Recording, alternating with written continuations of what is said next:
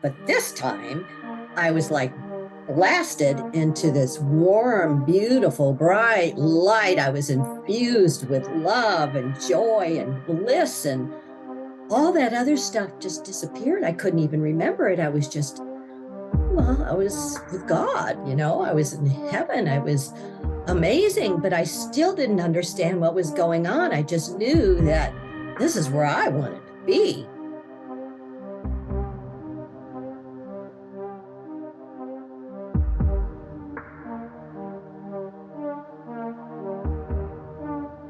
Hi, and welcome back to the Natalie Rustic podcast, where we discuss near death and spiritually transformative experiences.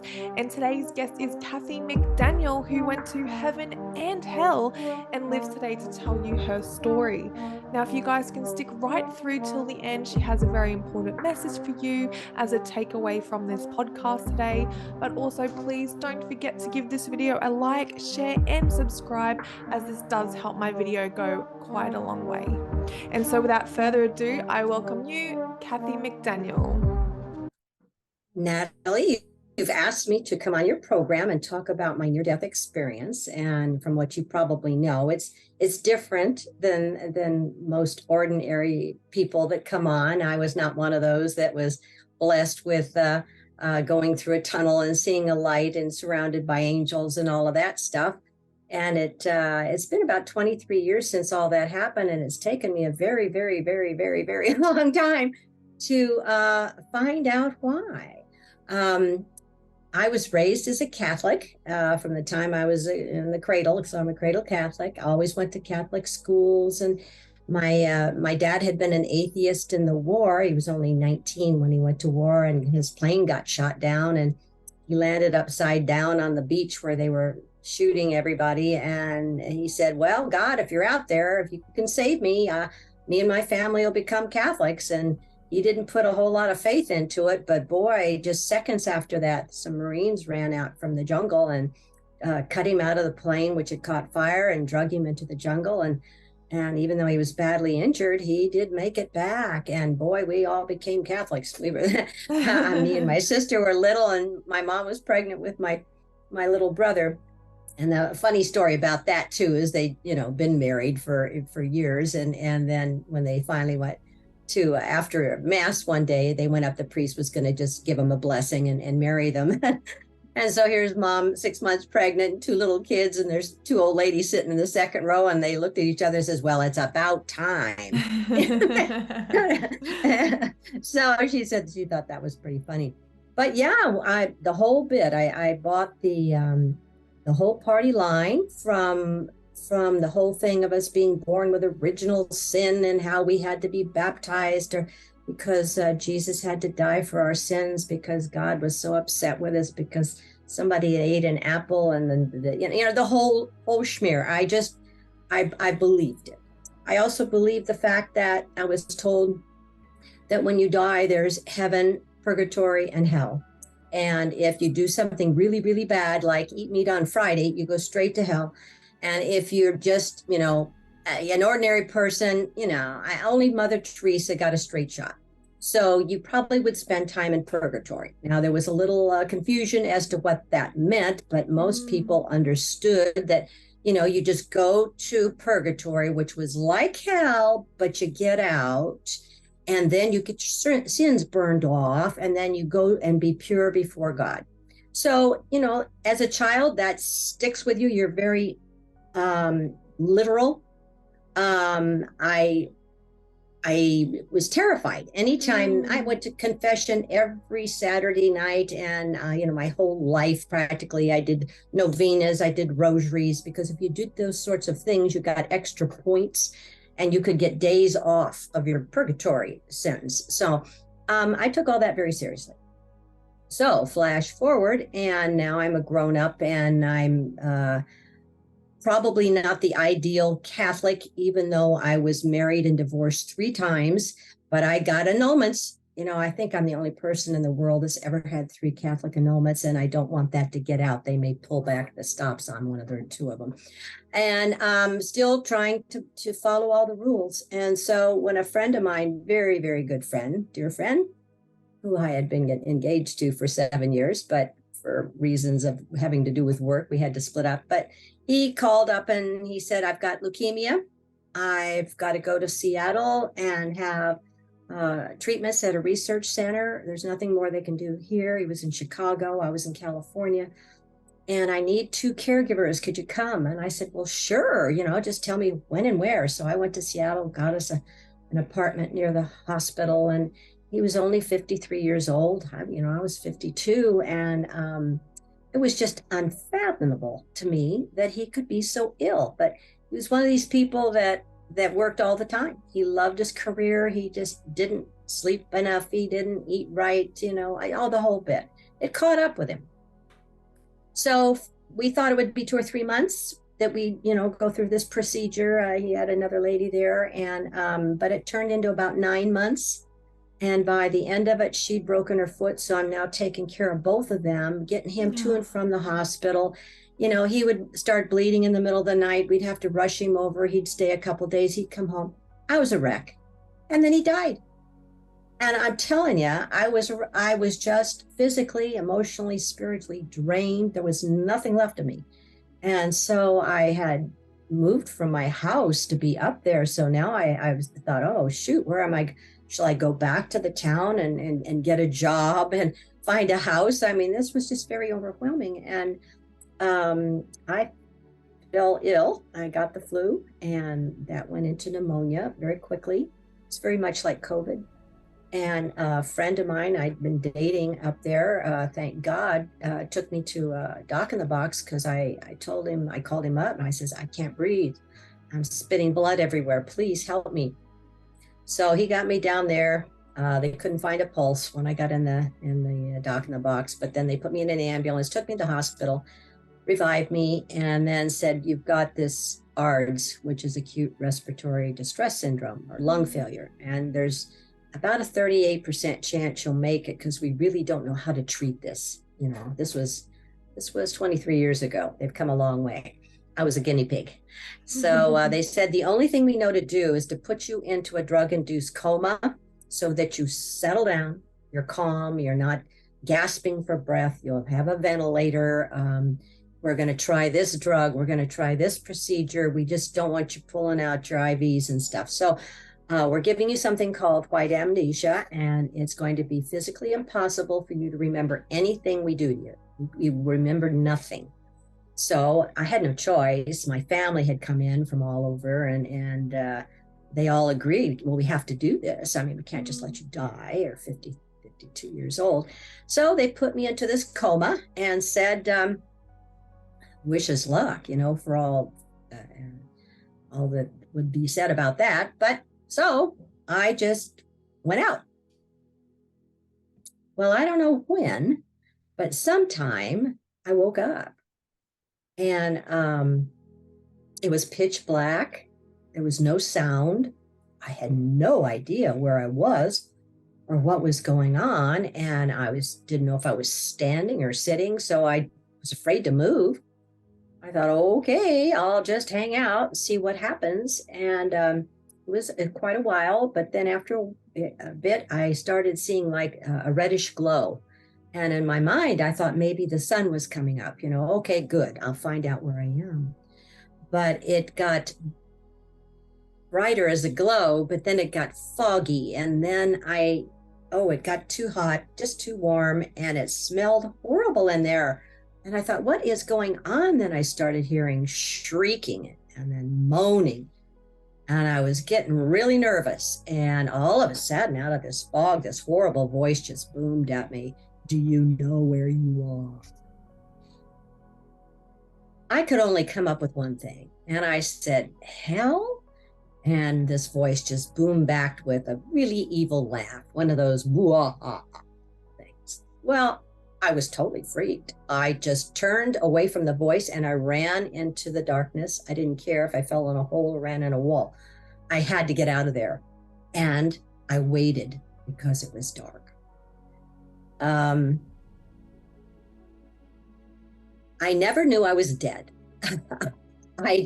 You don't. You are your soul. You're not your body. This is like driving around in a car. You're not your car. You get out of the car, you're still you. That's how it is with your spirit. So I'm wandering around in this horrible place. The lights would come up unexpectedly, and I try and figure out where I was, because I always felt like I was in terrible danger. And the first scene was like a bombed out city. It was like New York or something. Either a bomb had been dropped or there were aliens or something, but there was fires and people screaming and sirens and people in the shadows. And I was terrified. I thought, oh my goodness, what's happened? And so I tried to tuck in and hide. There was still beings that came by, and I thought, well, this isn't right. I tried to reason with one person, said, well, I'll go get some water and we'll go together. And he just said that we are all alone here.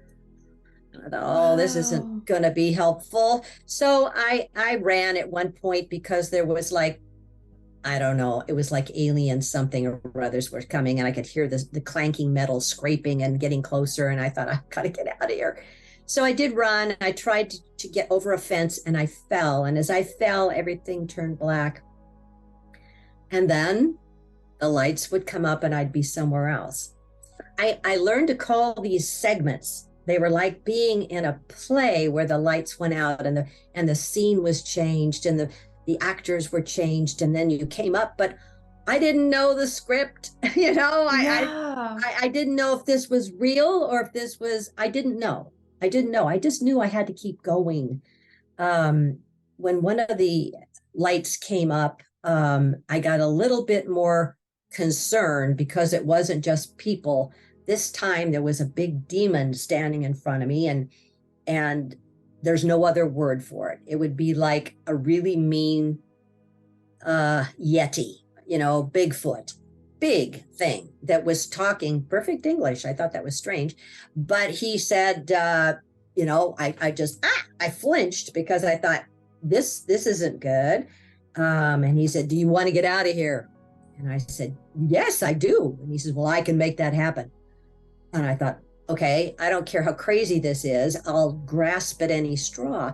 So I said, sure. And he says, okay, all you have to do. And he waved his hand. The lights came up, and he says, cut these all down. And it was a huge blackberry field as far as you could see, with the big canes on them that overlapped one another and big thorns on them. And I just looked at that and I thought, holy cats, I'm from Washington State, and we have a lot of these blackberry things. If you buy a house that's got blackberry vines anywhere on the property, you're going to spend a lot of time cutting them back, because they're almost impossible to get rid of.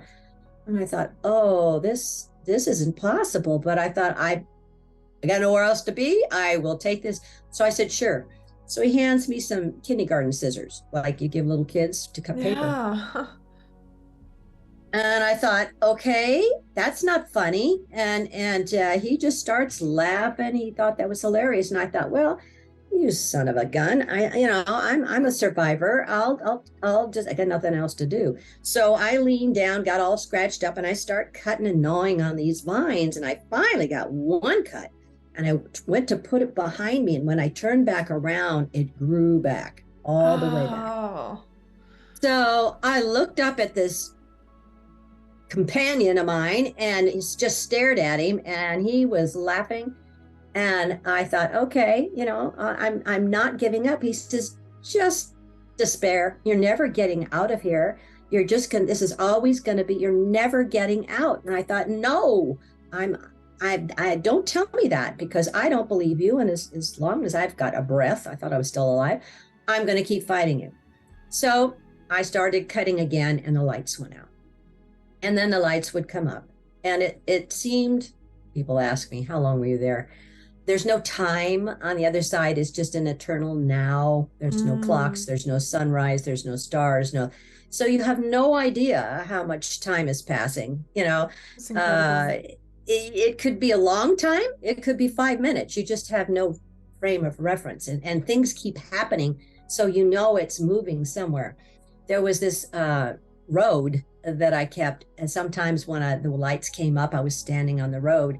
but it was only about 3 or 4 feet wide, and it was mostly dust and rocks and stuff, and it just went one direction. And so you got on the road, and you could either go back where you came from, but you didn't. That just didn't feel right. So I would go forward, and it was like a giant treadmill, I swear, because I never seemed to get anywhere because there was very little landscaping. Wow. There was just that glow on the horizon, and you didn't get a feeling that you were getting anywhere. But I did eventually um, meet up with people on either side of the road, people using the word loosely sometimes, but so then I'd be back in another situation, and then I'd be back on the road, and I was getting really tired. No, I never looked down to see if I had a body because I didn't think I was dead. There was no mirrors. I didn't have a watch. I mean, I was just trying on the road. Even I was always looking behind me to see if something was creeping up behind me to do harm, and so I was just on tenterhooks the whole time, just a kind of a nervous wreck. I did see some living people there, and I guess now I've been approached by a lady who said that she's heard of several others, but considering how many thousands of NDEs there are out there, I think this is rather a curious situation. So she's putting together a book of people, and again, it didn't seem funny to me because I thought I was alive too. Yeah. And one of them had to do with a family member of mine that had married somebody we weren't crazy about. And she was kind of losing her identity, was kind of using her to further his own career. And she was losing herself. So she was when we were walking. I again was feeling hungry. I was feeling tired. I was feeling sad. I was feeling all these.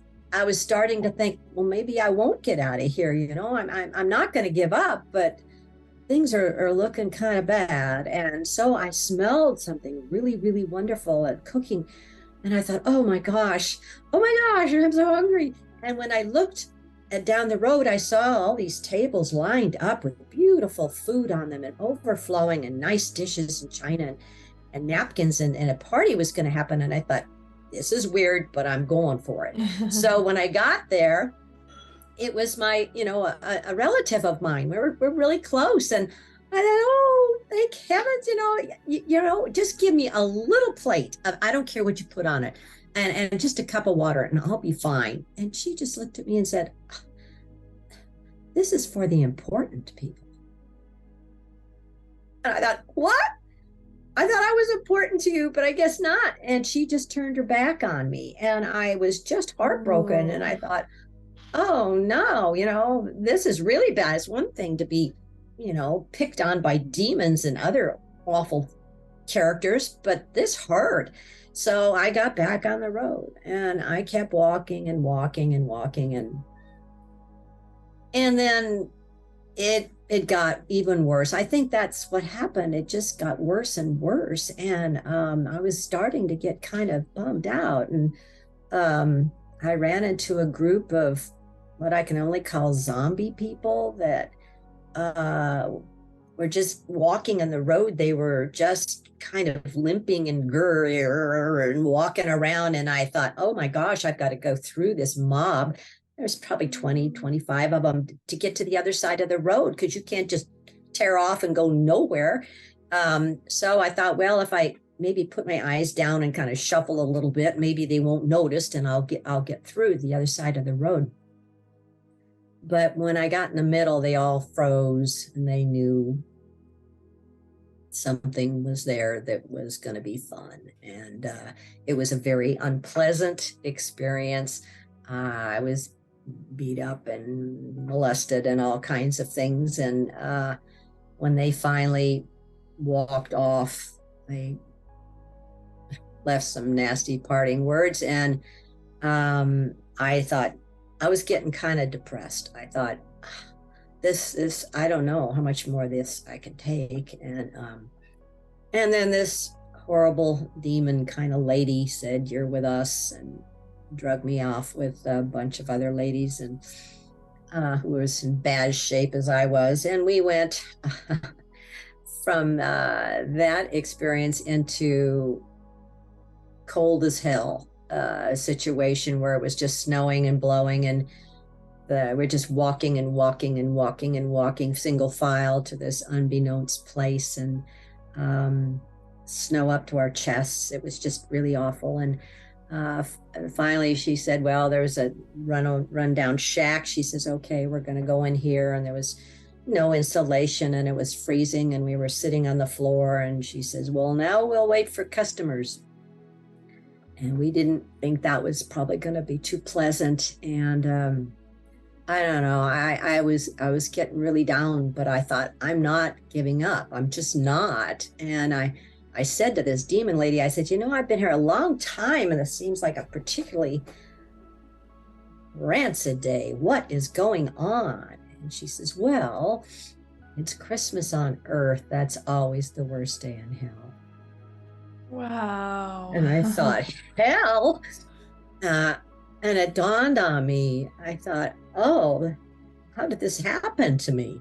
I don't believe it. Oh my, what am I going to do now? And then it just kicked in again, that brat side of me. And I thought, okay, fine. So I started singing a Christmas carol, and I was singing Away in a Manger. That's my favorite. And I was just started off top of my lungs, away in a manger. And that demon lady turned around. She was halfway across the room and she yelled, shut up. And I thought, okay, I'll just keep going. It makes you mad, I'll just continue to do this. And the other lady started singing too. And oh, she was getting so mad. She had this big stick thing. She started to want to hit us. And then we got to the part where, away in a manger, no crib for a bed, the little Lord. And as I went to say the next word, she shrieked and jumped at me, and I closed my eyes, just like I always did. And the lights went out. And then the lights came on.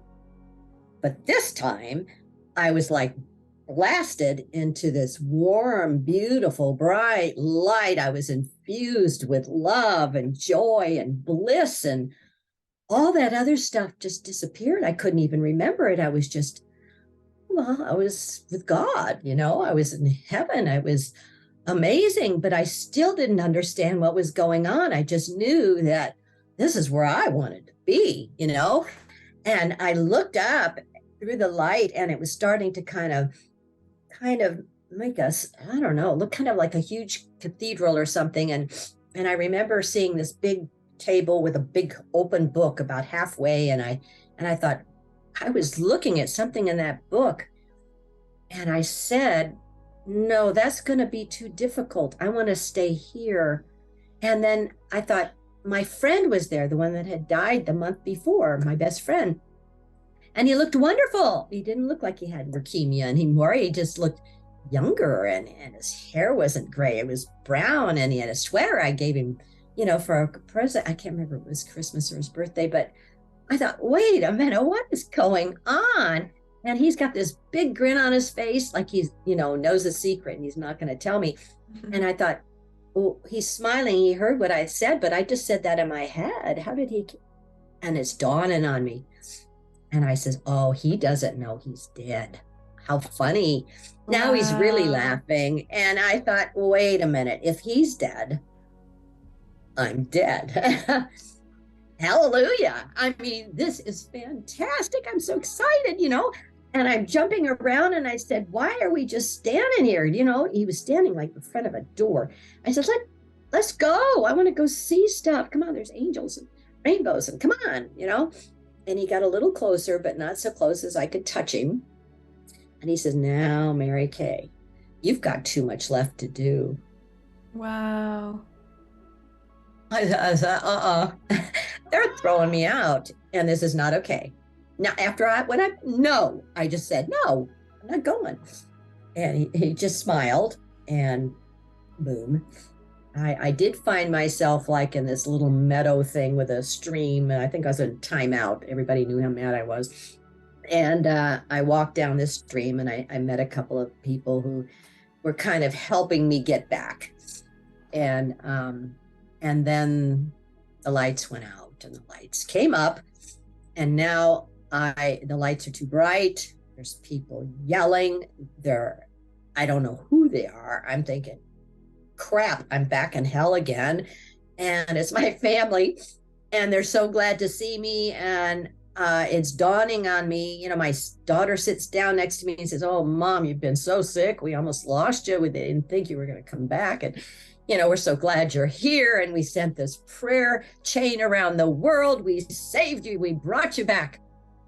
And I thought it was a good thing I had a ventilator in my throat and I couldn't talk, because I was furious. Yeah. I wanted to say, "What were you thinking? Why did you people bring me back? I'm so angry with you." But anyway, that was the beginning of another week. I spent a total of a month in ICU, and then I spent a month in a physical rehab facility because I weighed 86 pounds and I couldn't move at all. I could bend this finger and blink. And so it took a long time to put the food back on me and learn how to walk. I lost all my muscle memory, so I didn't know how to walk, talk, button anything, go up and down stairs, crawl, nothing. It was like an infant. I had to learn all that all over again. It was very humiliating and depressing. And all I could think about was what I left behind. And I was mad. I was really mad. So then I got, I was trying to get back to a regular life. The fellow I had been dating asked me to marry him. And it was that or go live with my parents at the age of 52. So I grabbed it. He was a very nice man, and we were together quite a while. And it turned out that eventually I saved his life. Wow. He had gotten me to the hospital in time, but he had cancer, and he didn't know it. And so he was having symptoms, and I said, "You have got to go in for some tests." And he said, "I'm not going in, they hurt." And I said, "We got to go anyway." And he did. And the doctor said if they hadn't caught it, he'd have been dead in 2 years. So that was, Ellie, how long ago was that? 23 years ago. Incredible. So yeah, we plan to be in each other's lives and do each other a favor. And we're still friends, really good friends. I just talked to him about a week ago. But anyway, so here I am back, and I'm not happy about it. And nobody will listen to me because nobody wants to know this good Catholic girl's been in hell. It was all drugs. It was a nightmare. And it's like, no, it's not going away. I always loved to write, so I would write this story out over and over and over and over and stick it in a drawer, thinking if I could just get it out of my mind and go on with my life, that would be so wonderful. But it just, every night when I go to sleep, I'd relive it. And it was just haunting me all the time. And finally got to my therapist, who says, "I can't help you with this." She says, "I just have to put PTSD on your chart. You're traumatized. I don't know, but I don't know how to help you." So it took 10 years before synchronicities occurred that led me to the International Association of Near-Death Studies, the IANS people. Amazing. It was just amazing how that happened. I mean, one thing after another just kept leading to it. And of course, when I got back, there's all kinds of electrical things that go wrong with you all the time when you get back. Yes, that is something I noticed that on one of your shows. Let's talk about that. I thought, oh, that happens almost every time. It's really funny after all these years, but still, yeah, it's one of those things. I mean, I'd be in the car at night and I'd stop at a stoplight, and all the overhead light would go out every single time. Can you make them go green? Well, I couldn't do that, but the overhead lights, they would just like go out, everything in town. So I heard another guy the other night that said the same thing. And I thought, well, that's the only second person that I heard that could put out a street lamp. Yeah. But so I was having a hard time getting back. So when I finally, and the voice, you hear that voice when you get back, like it's, before it happens, it's like your guardian angel or your intuition, or you get this feeling. But when you get back, the voice is loud. I mean, it tells you what to do, and you can argue all day. People think you're schizophrenic talking to somebody there. But I'm not going to that Seattle meeting again. It takes an hour. I hate that drive. Get in the car. I'm not going. You have to meet somebody. No, get your keys. I'm in the car. I'm driving up there. You have to meet somebody. I said, oh.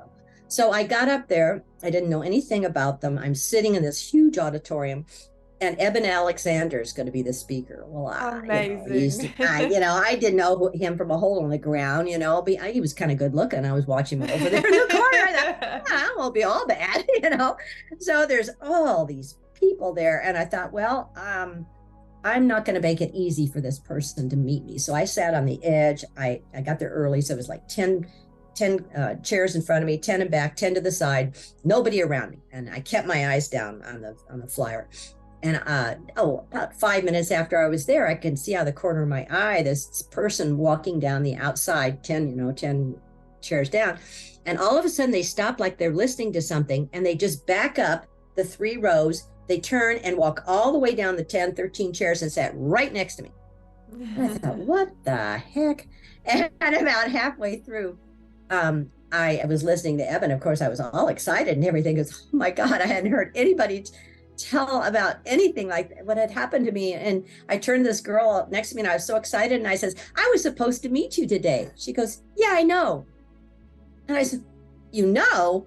What do you mean? She says, oh, I was walking by and the voice told me that's a really nice lady. Go sit next to her. Oh, wow. And my jaw dropped down, and I said, you're kidding. I don't know what to say. She's, oh, honey, it's the voice, right? And I says, yeah. She's, you'll get used to it. And I was just flabbergasted. We had a meeting just a couple months ago. Oh, it was so funny. And we got to be really good friends. She helped me with my book and everything. But she was at the meeting, and I went, about a month ago. So it had been, 12 years since I had talked at the meeting about, because they'd never heard a distressing one before. And she was there, and she said she'd sit right in front, because I said, I hate public speaking. She says, well, I'll sit right in front. You just tell the story to me. Okay. And so that's how I got into that. So it was funny when I was there last month, and she was sitting there, and I was telling this story, and I says, isn't that right, Louisa? And she says, yeah. And everybody turned around and says, oh my gosh, she's here. And she says, I says, I was so angry. And she says, I know, they told me that. She said, they said she's going to be really angry, but you got to go sit next to her anyway. And that was the first time she told me that part of the story. So I thought that was interesting. But yeah, once I got to the meeting and I started hearing all these stories and reading, there wasn't really a lot of reading material. There was like Embraced by the Light and Howard Storm's, Descent into Death. And then Nancy Bush wrote a couple of books, and they were the only ones that you could hear the dark, the disturbing stuff. So I still was kind of really scratching and trying to figure it out. But now, after 23 years and a lot of reading and exploring, and I get it now. As Nancy Bush said, the distressing ones they're not for the faint of heart. They're chosen by the brave souls to go down and learn a really difficult lesson and then bring it back to share. And also learning, so many of the NDEers believe that, we start off in heaven where our souls are just pieces of God.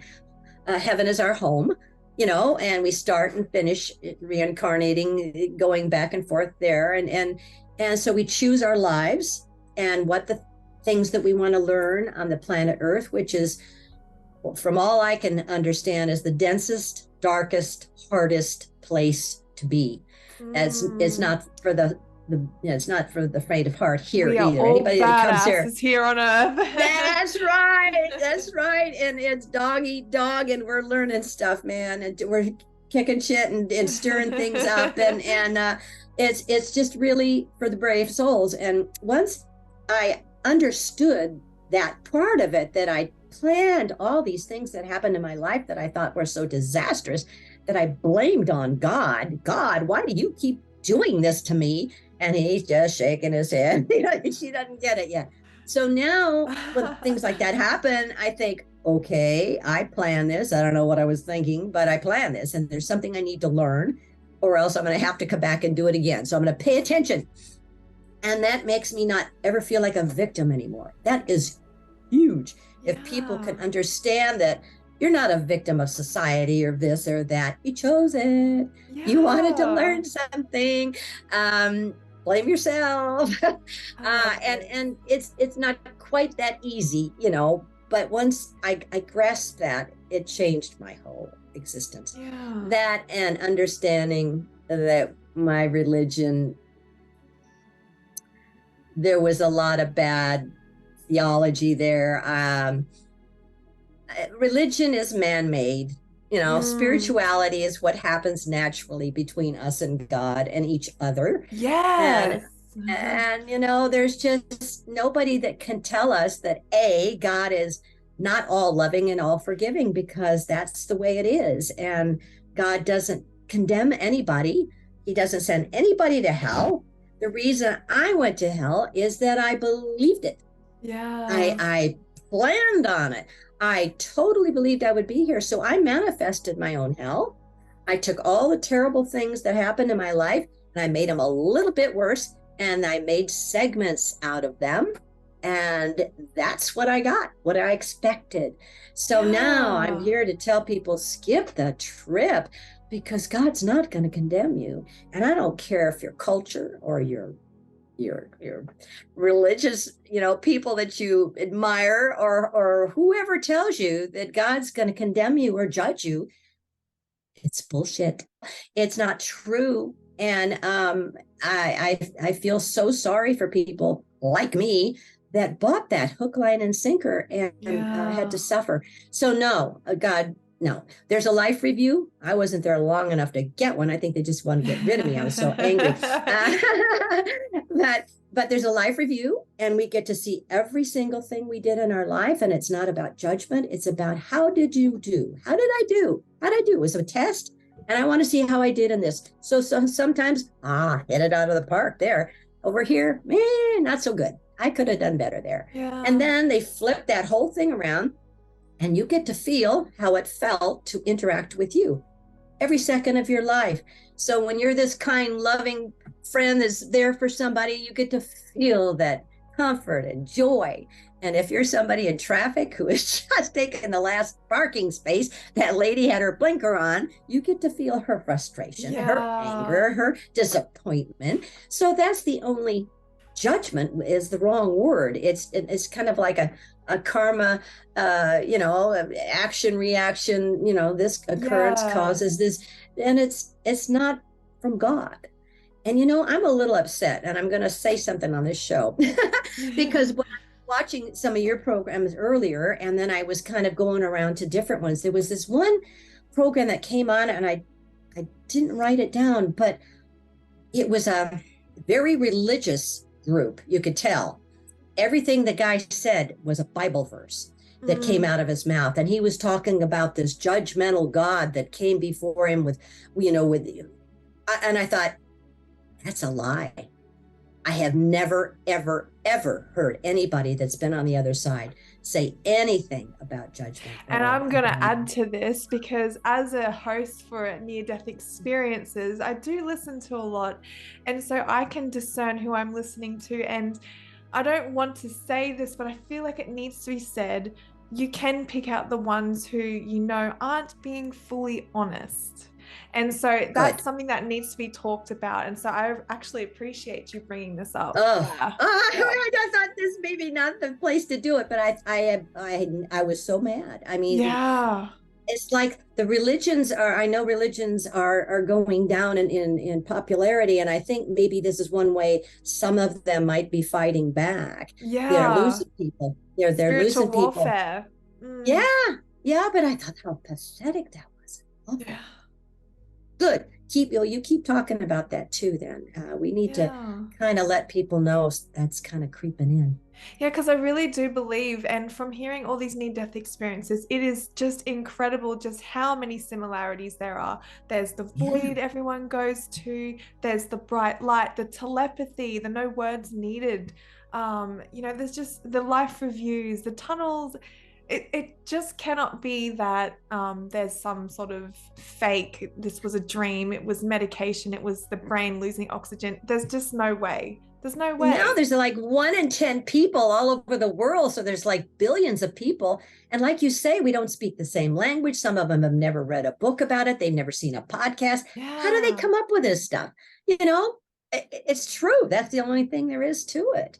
Yeah. And one question that I do have for you from your experience, because you did answer quite a lot of the questions I was going to ask already. I know.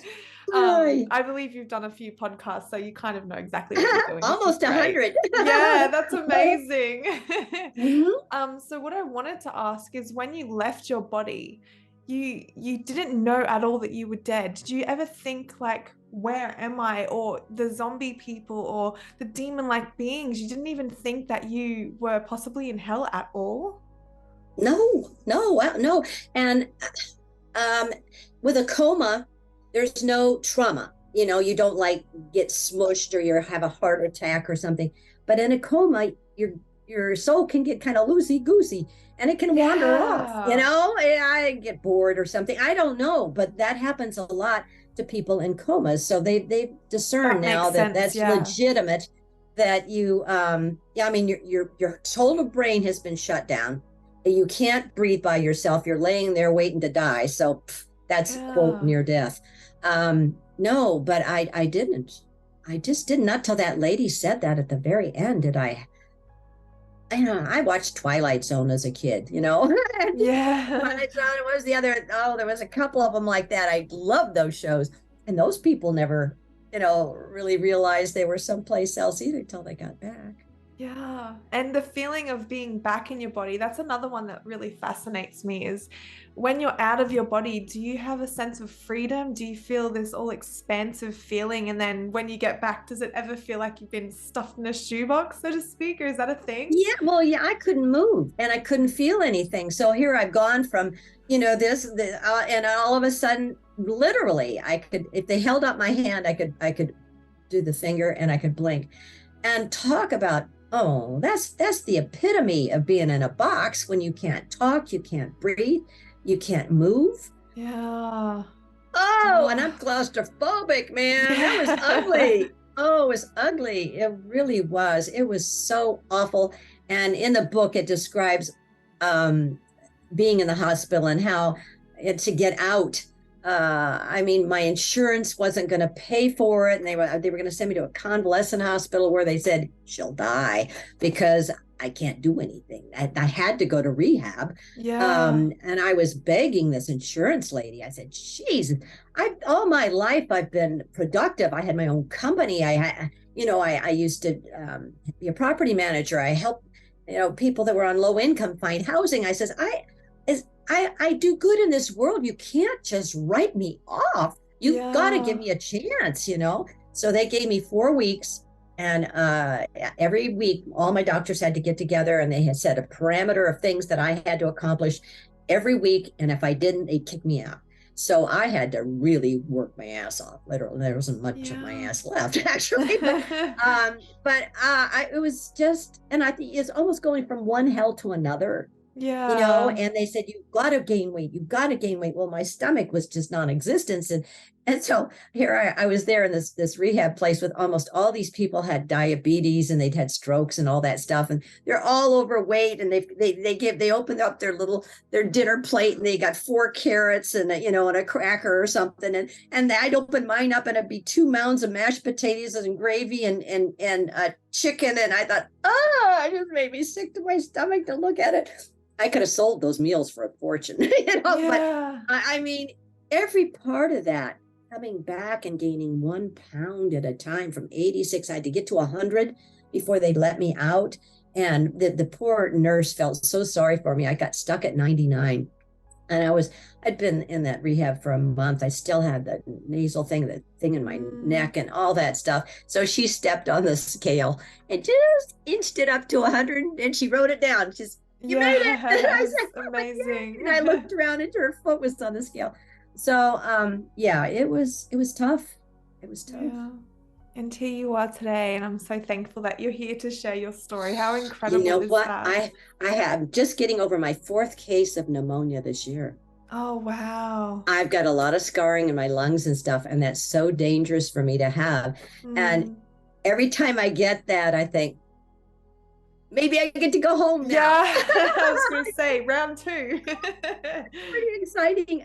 Yeah, not this time. I'm just still getting over this one, but the last one was about 2 months ago, and I ended up in the hospital, and they took X-rays, and they say, well, you've got a pulmonary embolism. I said, no, I don't. I got scarred lungs. And they said, yes, you do. And they did more tests, and they came back and says, well, we're going to have to give. I said, if I've really got a pulmonary embolism, I'm like toast, right? Yeah. And they said, well, and so my friend was with me, and I said, yes. Oh, and the nurse says, you don't understand what's going on here, miss. And I said, oh, you don't understand what's going on. I'm going home, man. So it really does change your whole outlook. I mean, I don't like getting pneumonia, but oh well. Yeah, I'll make it or I won't. Now. That's so beautiful. You're not afraid of death. You're excited to go home. This needs to be spoken about. Yeah. That's that whole Heaven Expat thing on my book. I wanted to bring up your book, actually. So for the viewers watching in the background, Misfit in Hell to Heaven Expat is her book. And let's talk about that just before we end the podcast. So give us a little bit of background on how you decided to write the book, and give us a little insight. The voice told me to write the book. Amazing. I was at that IONS conference, and I kept dodging it, man. I didn't want to do it. And there was a lady with a little booth, and she was a medium. I didn't really know what mediums was, and she was just starting her own publishing company. She'd been in it for years.